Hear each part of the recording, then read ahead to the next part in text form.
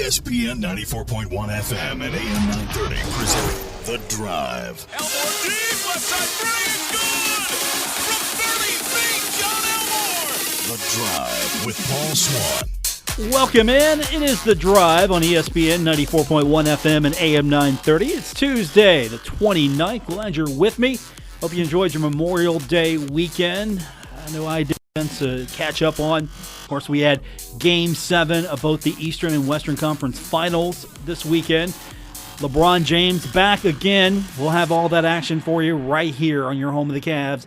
Either ESPN 94.1 FM and AM 930 or, depending on our baseball schedule, Cat Sports 93.3 and 1340. But we'll talk about all of that later on because we got so much to get into. Of course, we'll get into the Houston Rockets not making it and Golden State just putting them away. So we've got return of Golden State and the Cavaliers for the fourth straight year. Also, we'll get into it as we can. Game 1 of the Stanley Cup last night was amazing. It was just fun to watch. Vegas is probably going to win this thing, and I'm okay with that. I love watching those guys play. So we've got all of that happened over the weekend, and of course, we've got so much Marshall stuff to get into. I'm going to start with Jonh Elmore. That made a lot of people's day when he made the announcement that he was going to withdraw from the NBA draft, and he's coming back to Marshall. Now, those are the two things that people are most happy about. One, that he pulled out from the NBA. Importantly, he decided, I'm coming back to Marshall, because he was at a spot now where he could have transferred. He could have played somewhere else. And a lot of teams, a lot of schools were actually inquiring, saying, hey, you know, if you want to, we would love to have you come. So, great decision as far as I'm concerned for Jonh. Why? Because first of all, he's getting a lot of buzz, Conference USA, that he's back. And what's funny, he's getting a lot of buzz from Conference USA across the league. This is the same guy that got snubbed for Player of the Year, but yet a lot of people were talking him up. I don't know if it's a little payback for, maybe we should have made you Player of the Year. I don't know what that's about, but John's getting a lot of buzz. Of course, acquitted himself well. Felt like I need one more year. I'm going to do it at Marshall. That gives Marshall a great chance to get back to the Conference USA Championship and to get back to the NCAA tournament. Because other than Aydin Penova, Marshall's coming back with everybody. And C.J. Burke's making the announcement that he's coming back. You've got your double damage coming back. You've got your two big guns as far as scoring is concerned. So he's a great example of a kid who comes into the program, puts the jersey on, it means something to him. It's going to stay his entire career. He'll go down as a legend. I mean, there are already people who are still wanting to get that Jonh Elmore statue going. And I'm surprised there hasn't been a Kickstarter already or a GoFundMe started. And if there has been, let me know. I'm kind of curious to see how you guys are doing on that. But as far as what he's been able to do for Marshall, he's made Marshall matter again in basketball. It took some effort and time, but he's part of the reason why Marshall basketball matters again, at least in the short term and hopefully in the long term as well. But he said in the release that came out, I'm excited to be able to put on the Marshall uniform for one more go-around. He also said, Marshall is my home. I'm looking forward to going out with a bang. We have shown glimpses of what we're capable of throughout my first 3 years. The bar is set high every now and he's basically saying, I'm excited for the challenge. Then he added a go hurt, obviously. So you got to be excited that your guy, your three-time Conference USA Player of the Week, member of the league's all-conference first team, is coming back right off of a NCAA appearance, first time in 31 years, right off the fact that they got to the second round, got their first win, got to the second round. What's next for this program? And that's what Jonh is bringing to the table. What's next for this program? And he's got some more records to break, I'm sure. I mean, he already broke the school single-season record for points at 816. Also led the way at assists for for 244. Free throws at 232. Free throw attempts at 281. And he led the team, obviously, in three-pointers. Marshall loves to jack the three up, and he added a whole bunch of them. 98. 275 three-point field goal attempts and field goals at 554. Also led the nation in triple-doubles, had 2. So here's a guy who's probably going to excel pretty high up that leaderboard. He's 4th right now on the scoring list all time at 1,888, 1,888. He's 3rd in made three-pointers at 242, 3rd in assists at 592, and 2nd in made free throws at 518. He's going to be owning several records when he's all said and done. And that's another thing. I think he likes the fact that, you know what, I can do something special here. And by the time I'm done, hopefully we've done something special with Marshall basketball. We've gotten further than we've ever gotten before. And people are going to remember him, and he's going to be in those record books for a long time as probably the top guy in so many categories. And keep this in mind. Here's another reason why people are buzzing over this. Because everyone who's coming back to college basketball, he ranked 2nd last season in points and 1st in total assists nationally. So here's your guy that people are going to be buzzing about. And he probably got some good advice. Say, hey, come back next year. You're going to be ready. Come back next year. Go back. Enjoy your last season of college ball. Go back. Do all that. And then come to the NBA. We'll be here for you. Probably got that advice. I think he likes the college experience, likes being a college basketball player, and this guarantees him at least another year of ball. And honestly, here's a guy, I think he's going to get more buzz coming through Conference USA than the D-League. Let's say Jonh Elmore goes and gets drafted or has to come up through the D-League. Let's say that. What do you get out of the D-League? I think you don't go that route until you're done with college. If the D-League is where you're going to start in the NBA, stay in college. Whatever the case may be, John's made his decision. It's got to be exciting for a lot of Marshall basketball fans. And now you got to hope that Danny can do it again. Or at least Danny can do something even better than what he did last year with this squad. As I mentioned, Aidin Peneva is going to test the waters. He's going to put it out there. He's going to get ready for next year. He's going to work out elsewhere, work on a game plan. Hopefully that young man gets drafted. I'd like to have seen him come back for a final year. I don't know if popular to some belief that he leaving was a indictment of Marshall facilities. I don't know if it's that. I don't know. I can't say that for certain.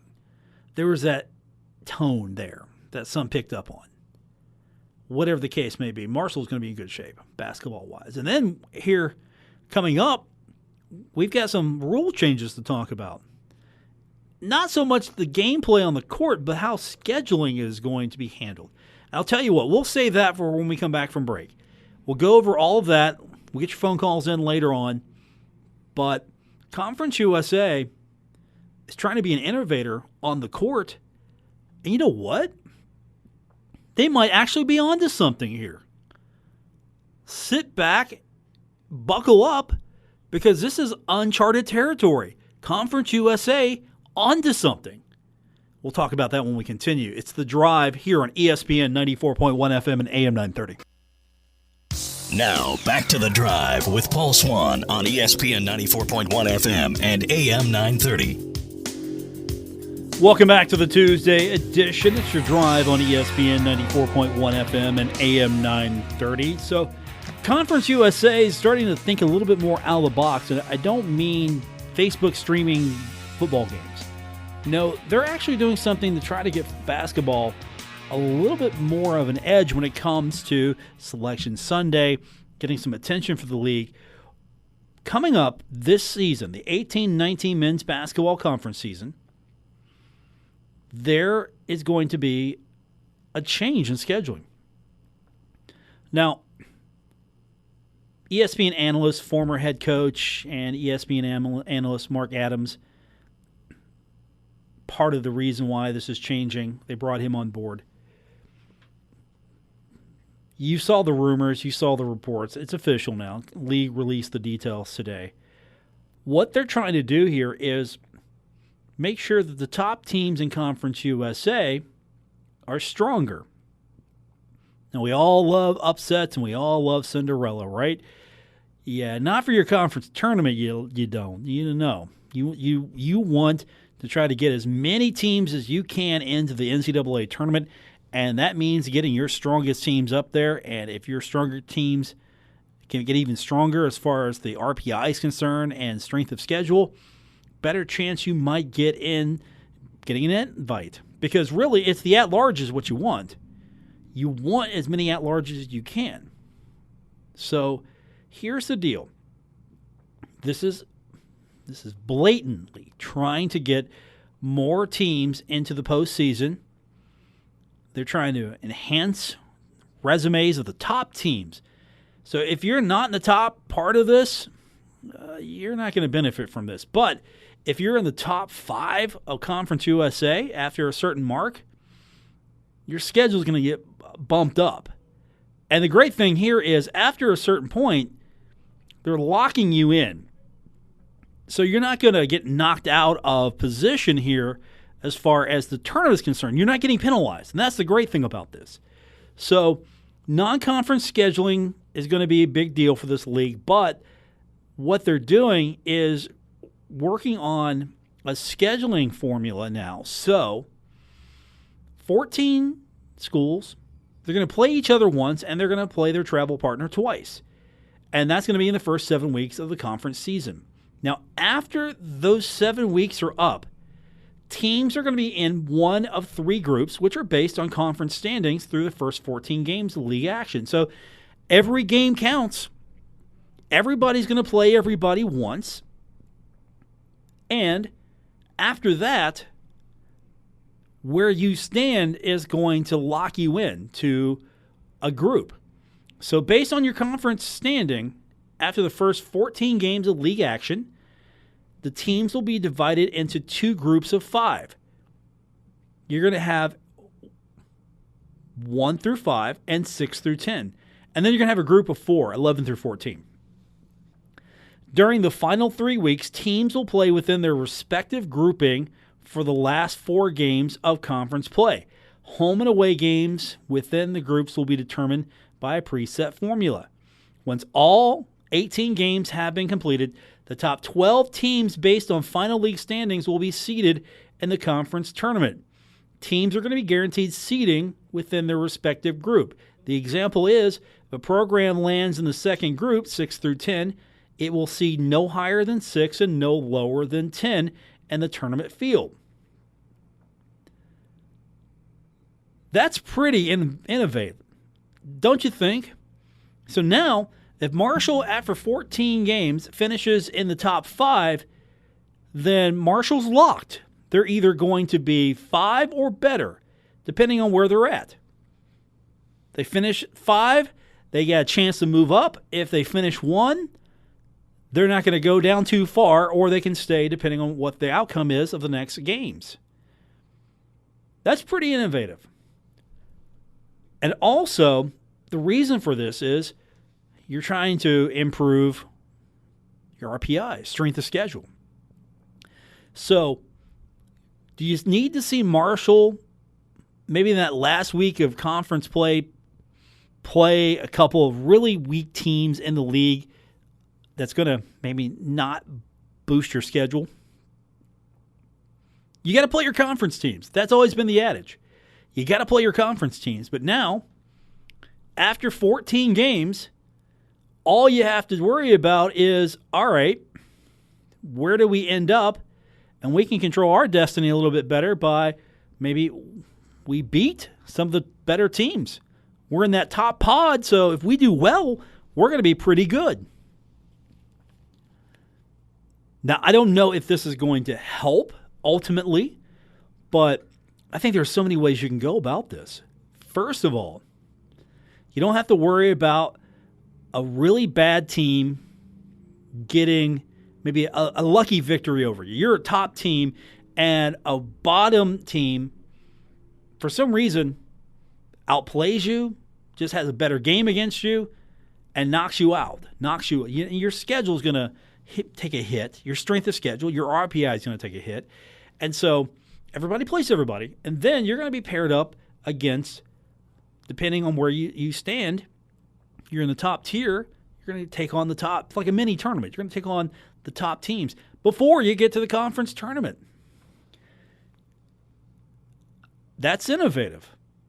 So now, if you take a loss, it's not going to be that bad because it's going to be against a quality opponent. And if you get a win, it's going to be pretty good because it's going to be against a quality opponent. League in Conference USA seems to be top-heavy. Marshall is among the top part of that league right now. And this doesn't penalize you. It benefits you. At the same time, I think it makes every game even more important because now you know that, okay, if we let up here, we might drop into that second tier. And we can't play our way out of that second tier. We've got to go through it. There won't be any added bonus for being in that second tier or that third tier.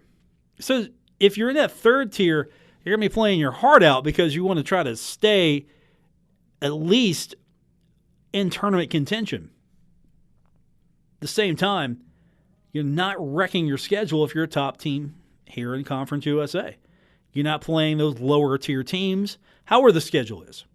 So, yeah, it's going to be kind of interesting to see how they do this because you won't know. You won't know where you're going. You've got home games or if you've got road games until you get seeded after those 14 games. Now, that might be a little unnerving for fans because all of a sudden you don't know. You're locked in. Now, if you're a season ticket holder, you'll have your season tickets. There you go. You'll be good. But at the same time, what if Marshall's got to travel out to UTEP? Boy, hey, congratulations. You're in a pod now with UTEP. Got to go see them again. And sure, it's going to have some ups and downs as far as trying to figure out how you're going to do this logistically. Is it going to be fair to fans? I don't know, but it'll be some good basketball. And another thing, here's where you can go with this. If you talk to your television partners, think of this. You can actually guarantee your television partners, and maybe this will be more attractive to television partners in the future. Look, after a certain mark, close to the end of the regular season, we're going to have top-tier games. Yeah, we're not going to have to hope that we've got top-tier games for you. We're going to have top-tier games. Now, depending on what's attractive to you, you could have a pretty good pick of what we've got. I mean, and think of this. You could be seeing Marshall and Western Kentucky for a third time. If Marshall and Western Kentucky, after the 14 are up, they're in that top 5, you're going to see them again. That's an attractive matchup, I would think. What if you get to see Middle and Western Kentucky again? That's an attractive matchup, and you might argue, well, we got to see that before. Well, now it means something. It just depends on which teams you get in this top 5, but I think it's going to be really important for the league to market that. Like, look, here, look at these games. It ramps up. Now, it's going to also maybe be some motivation, I think, for the teams that are going to be finishing in that second group. You don't want to finish in that second group. You want to get in that first group. You don't want to be one of those teams because you're not going to improve as much, if any. You're not going to improve. You're number 6. You're not going to improve. All you can do is maintain your 6th spot. You're not going to improve. You're not going to see stronger opponents. You're not going to have the RPI boost that maybe being in that first part of the pod will mean to you. And if you're in that bottom, sorry. Completely sorry. But at the same time, The bottom is not going to bring the top down. You're not going to face those teams and then possibly until later on in the tournament. You're not going to have to deal with that right off the bat. I like this. It's innovative. It's imaginative. And this is so unlike Conference USA. What if this happens for the other sports now? What if other leagues pick up on this? Now, I don't see the ACC. I don't see the SEC. I don't see them doing anything like this. They're not going to. They're going to get picks. They're going to get spots in the NCAA tournament. And the whole goal here is to get more units. That's the goal. Get more units because every time you make an appearance in the NCAA tournament, you get a unit. And you advance, you get more units. And if you have more teams in, you get more units. And what does this mean? You get money. It goes to the conference. And then most conferences spread the wealth around. But the importance here is Conference USA is trying to get more teams in at a higher seed to be more successful. You want to get a higher seed so you can be maybe the better team, the stronger team, or more competitive, even though Conference USA has acquitted itself quite nicely over the last few years, Marshall included. You do this, now you have opportunity here to maybe bring basketball back a little bit more in Conference USA. Conference USA was a basketball league. I know the move to get in Conference USA was for football, but Conference USA, thanks to Memphis and a few other teams, it was a basketball league. And it could be again. And what was more exciting? Be honest now. What was more exciting? Bowl game, NCAA tournament. Bowl game means nothing in the grand scheme of things other than you won your bowl game, you got a trophy, congratulations. Or NCAA tournament. People are paying attention to you. If you win, people are paying more attention to you. For a whole week after Selection Sunday, people are talking about you all across the country, everywhere. You're getting so much press out of it, so much buzz. And you can make a run in the NCAA tournament. Now, I'm not saying the bowls are bad. I'm just putting more value on basketball because that's great. You won your bowl game. We all enjoy that. We like it. Marshall can go out, recruit. We won our bowl game. Marshall's happy. You end the season on a high note. It's great. It really is. But Conference USA, I think, is on the right path here by trying to figure out how do you get more attention? How do you get more teams in the postseason? How do you do that? How do you improve the resume? Well, after a certain point, you lock standings. You're now in a group. You can't finish any lower than the last spot in your group, so you're not going to get penalized because we're going to ramp the schedule up for you. Now, you got to face, if you're number 5, you got to face the top 4 teams. And guess what? If you're number 6, you're going to work harder next year because you got to face teams below you. And not in a good way. I do like this. It's a good move by Conference USA. We'll talk more about this. Get your thoughts on it. 877-420-TALK, 877-420-8255. This is The Drive, ESPN 94.1 FM and AM 930. You're listening to The Drive with Paul Swann on ESPN 94.1 FM and AM 930.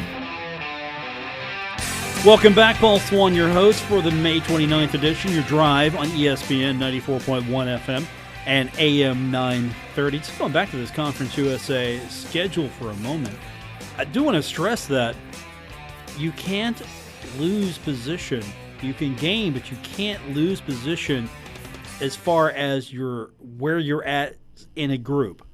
So if you're the 5th seed and you can't win another game, you're still the 5th seed going into the Conference USA tournament. It's not going to hurt you. Now, if you're the 1 seed, you can lose your 1 seed and you can drop down depending on how many games you lose. You can drop down 2, 3, 4, 5. You could. It's theoretically possible. And if you're a 2 seed, you can move up, move down. If you're a 3 seed, move up or down. You can be a 4 seed, move up or fall to 5th, but you can't fall out of your pod. So if you're 1 through 5, you're locked in to that grouping.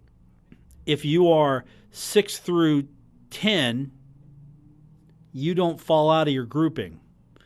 And if you are in that bottom, you're fighting to stay above a couple of teams so you can get to the postseason.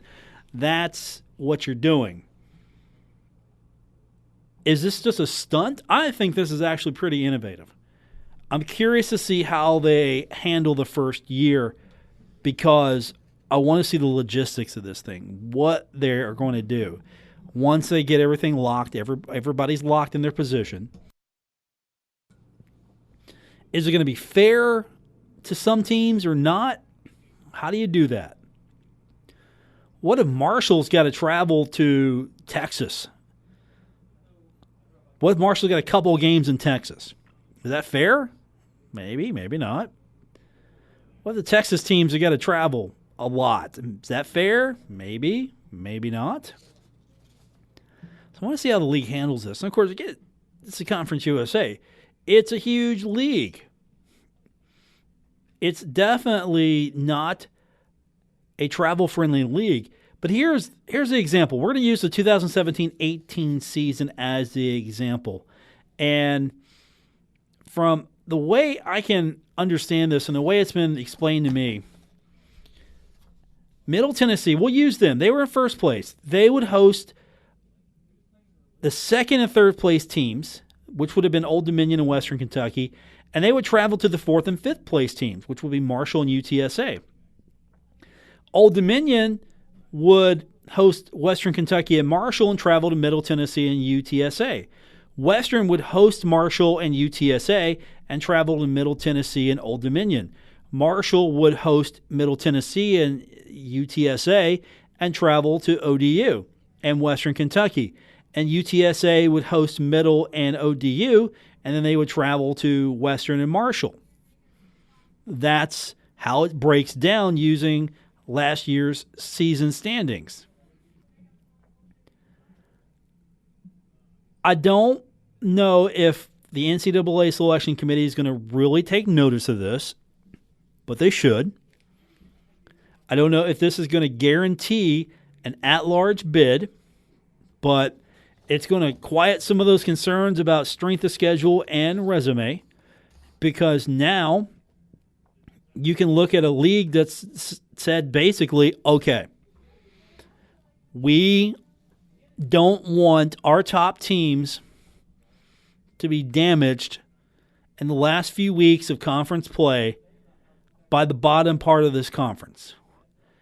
We don't want to get our schedule damaged. We're going to play a fair schedule. Everybody plays, and then you got a travel partner, and you're going to play them also one more time. So everybody sees everybody, and then depending on where you stand, you're going to get put into A, B, or C. A being the best, B being all right, and C, for the most part, some of you teams see you. And I hope it works. 3 times. You get to see Marshall, maybe Western Kentucky 3 times. Wouldn't that be cool? You could see them 4 times. Would you like to see Marshall and Western Kentucky theoretically play 4 times in a basketball season? Because they're your travel partner. So you're going to see them home and away. And then if Marshall and Western Kentucky are in that first grouping, or they're going to be grouped together, you could see them play for the 3rd time. And then Conference USA tournament, they can meet again. You would see them for that 4th time. And I don't know about you, but I'm all right with that. I would love to see that. That's just fun for me. That's totally fun. What if the ACC adopted this? And you could see some of your top teams go at each other for a multitude of times. How fun would that be?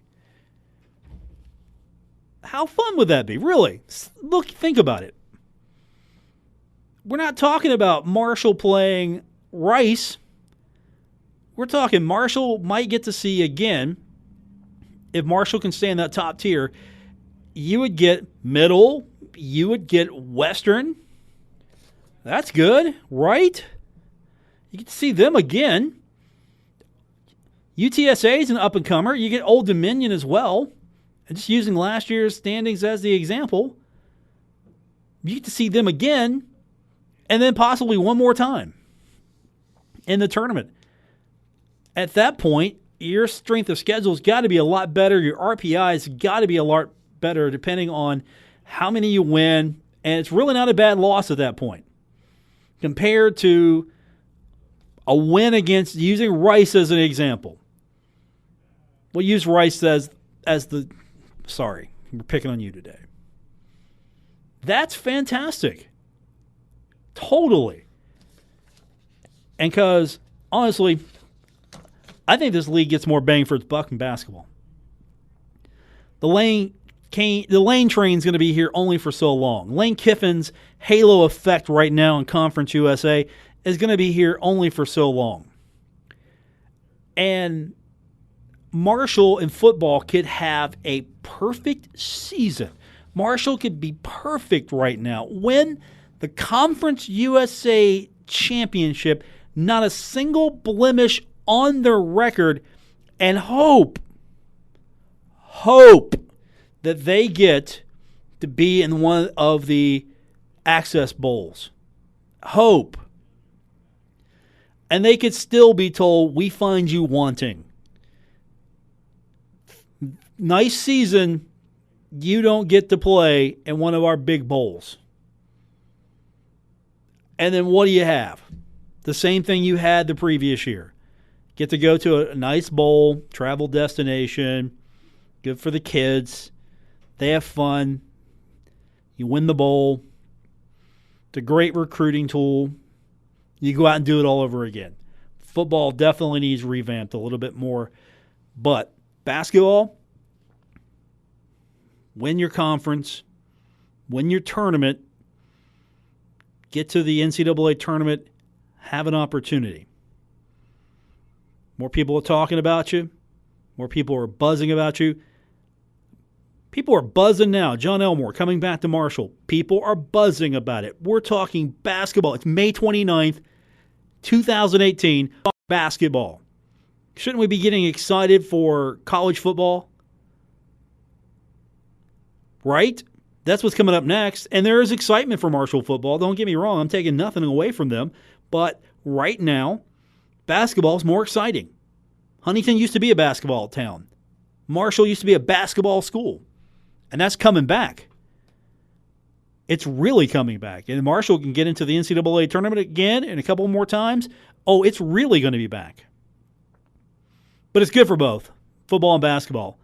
Don't take me wrong. I'm not saying that football should not be successful or football, whatever their successes are, don't mean anything. I just put the emphasis on basketball right now because it's going to take you further. It really is. It's going to take you further. Football might bring in the revenue, and season tickets and tickets being sold, I hear, is up. People are excited, but basketball is going to take you more places. I just don't see football taking you everywhere you want to go compared to basketball.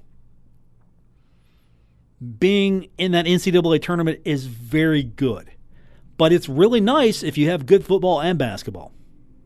It's really nice to have them both. So don't take me wrong. I just know right now, hop on the basketball train because, it's going to be fun. More on the way. This is The Drive, ESPN 94.1 FM and AM 930.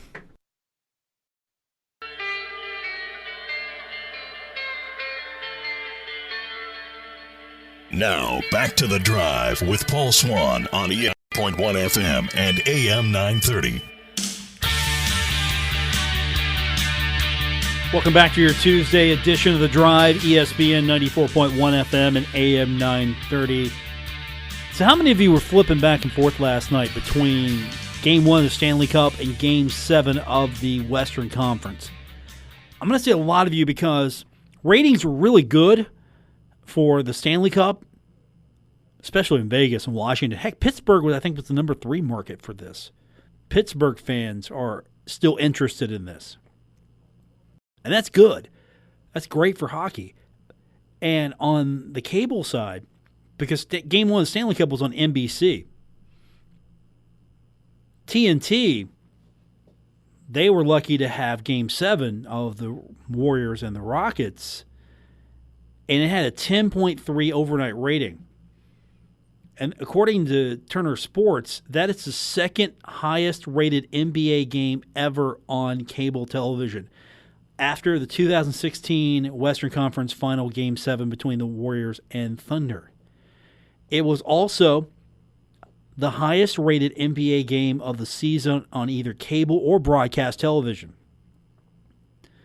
And here's what their PR said: that the game delivered cable television's second highest rated NBA game telecast of all time and the highest rating for an NBA game this year across all of television, based on a 10.3 metered market rating.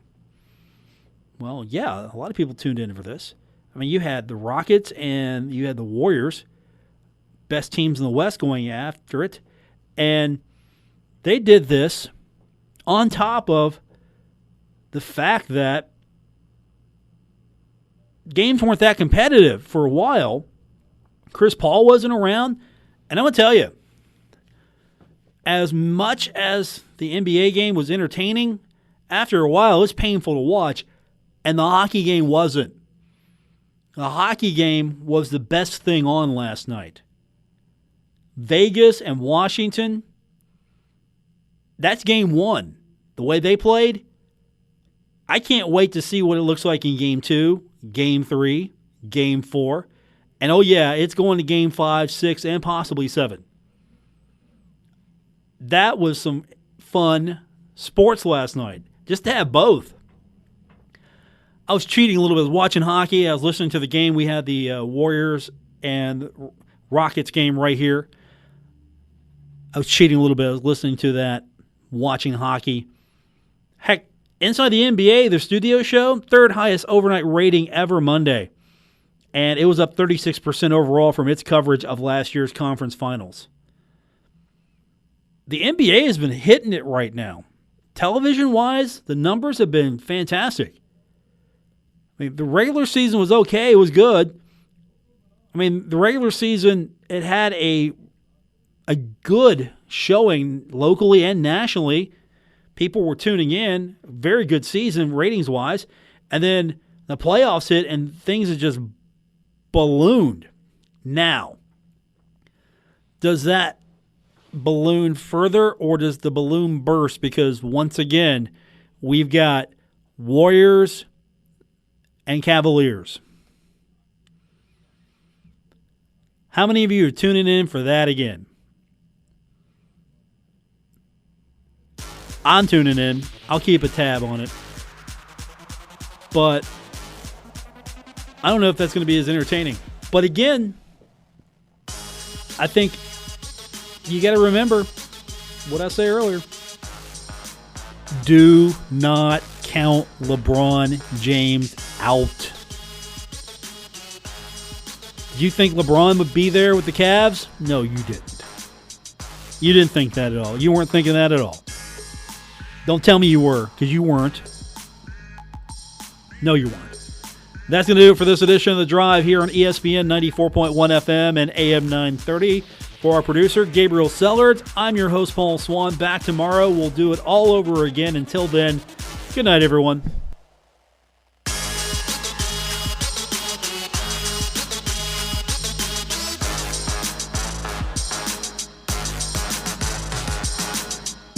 WRBC Huntington, W227BS Huntington, ESPN 94.1 FM and AM 930.